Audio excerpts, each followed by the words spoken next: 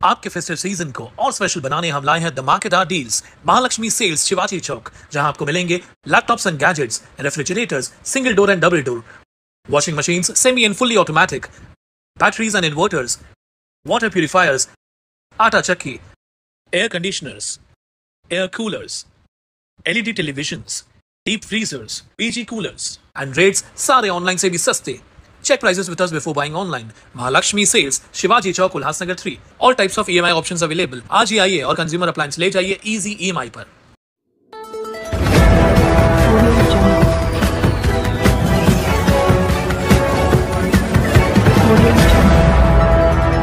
हर खबर आपके लिए खास। हिल 9 पुलिस थाने में हुए गोलीकांड को 1 साल पूरा हो गया, लेकिन मुख्य आरोपी गणपत गायकवाड़ के बेटे वैभव गायकवाड़ अब तक पुलिस की पकड़ से बाहर हैं।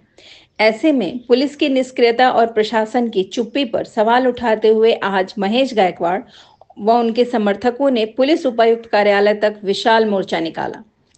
2 फरवरी 2024 को तत्कालीन भाजपा विधायक गणपत गायकवाड़ ने हिल 9 पुलिस स्टेशन में शिवसेना के पूर्व नगर सेवक महेश गायकवाड़ पर गोलियां चलाई थीं।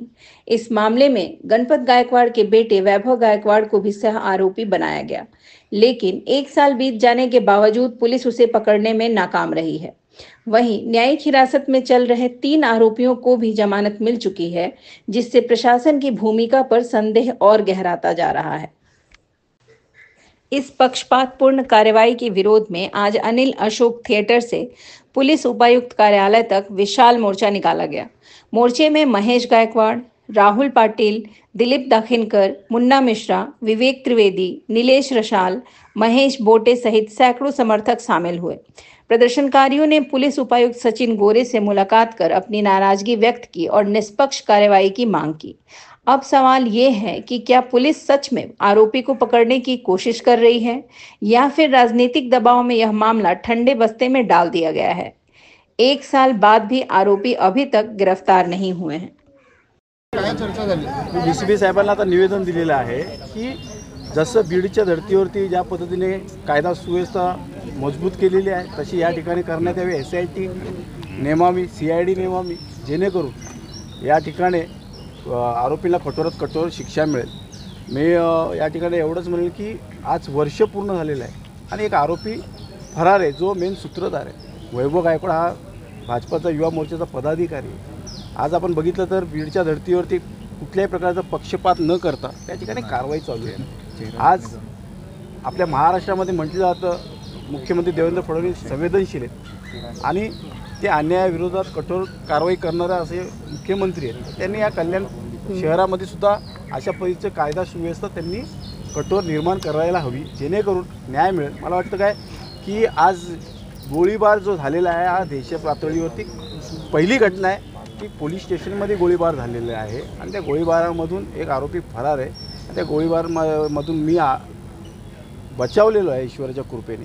आज दहशतीचं वातावरण या कल्याण शहरामध्ये आहे, जेणेकरून कारण की गुन्हेगार पार्श्वभूमी असलेल्या लोकांना असं वाटायला लागलं की कायदा सुव्यवस्था हा एकदम सैल आहे, कारण की आरोपी फरार आहेत। गणपत गायकवाड यांना VIP ट्रीटमेंट मिळाली जाते। बीडला बघा आपण, कराडला कोणत्याही प्रकारची VIP ट्रीटमेंट दिली गेली नाही, हॉस्पिटलमधून हलवण्यात आलं आणि गणपत गायकवाडला हॉस्पिटलला महिन्यातून घेऊन येतात, 15-15 दिवस हॉस्पिटलमध्ये राहतो, त्याची मौज मजा चालू आहे। ते हे कुठेतरी थांबलं पाहिजे। आज ज्या परिस्थितीमध्ये आम्ही समोरे जातो आहे हे अतिशय कल्याण पूर्वेसाठी लाजिरवाणी गोष्ट जाणवते। आज आम्ही हा मूक मोर्चा शांततेपणे या पोलीस स्टेशनमध्ये आणलेला आहे। असाच मूक मोर्चा जर न्याय मिळाला नाही तर आम्हाला न्याय हक्कासाठी कल्याण पूर्वेच्या वतीने आम्ही लोक मुख्यमंत्री गृहमंत्री फडणवीस साहेबांच्या दालनात आम्हाला न्यायासाठी जावं लागणार आहे। DCP सरांनी यावेळेस आता काय आश्वासन दिलेलं आहे आपल्याला? DCP साहेबांनी सांगितलेलं की मी माझ्या वरिष्ठांना कळवणार आणि जलद गतीने कारवाई करून त्या आरोपीला पकडण्यात येईल अशा पद्धतीचं मी माझ्या वरिष्ठांना सांगणार आहे। आज क्राईमचे शिवाजी पाटील साहेब आहेत, त्यांना कळवणार आहेत। मी त्यांना एवढंच सांगितलं की मी त्यांना सर्व पत्रक दाखवले। या महिन्याभरामध्ये 5 पत्रक दिलेली आहेत मी CP साहेबांना, ॲडिशनल CP साहेबांना, वरिष्ठांना मी पत्रक दिलेली आहेत, त्याची कोणत्या प्रकारची दखल घेतलेली नाही। मला वाटतं येणाऱ्या काळामध्ये हे कल्याण शहरासाठी घातक ठरणार आहे. गुन्हेगारी पार्श्वभूमी मोठ्या प्रमाणात वाढणार आहे जर अशा प्रकारचा जर न्याय मिळाला नाही. या पोलीस स्टेशनमध्ये गोळीबार होतो आहे, त्या ठिकाणी आरोपी तिथून फरार होते पोलीस स्टेशनमधून, आणि त्यांच्या गाड्यासुद्धा जप्त केलेल्या नाही, त्यांची कोणत्या प्रकारची संपत्ती जप्त केलेली नाही आहे आणि लुकआउट नोटीस साधी काढलेली नाही. ही कायदा सुव्यवस्थेला कुठेतरी घातक ठरलेलं आहे. पोलीस अतिशय, मी ज्या वेळेस पोलीस स्टेशनमध्ये गेलेलो आहे त्यावेळेस पोलीस अतिशय राजकीय दबावाखाली आहेत असं मला जाणवलेलं आहे. त्यामुळे कुठेतरी सरकार पण याबद्दल जबाबदार आहे असं मला असं वाटतं. जर कायदा सुव्यवस्था सांभाळली नाही, कठोरात कठोर एखाद्या आरोपीला शिक्षा शासन झालं नाही तर सरकार जबाबदार ठरलं जातं आहे. ही महाराष्ट्राची आपल्या गेल्या अनेक वर्षापासून प्रथा आहे.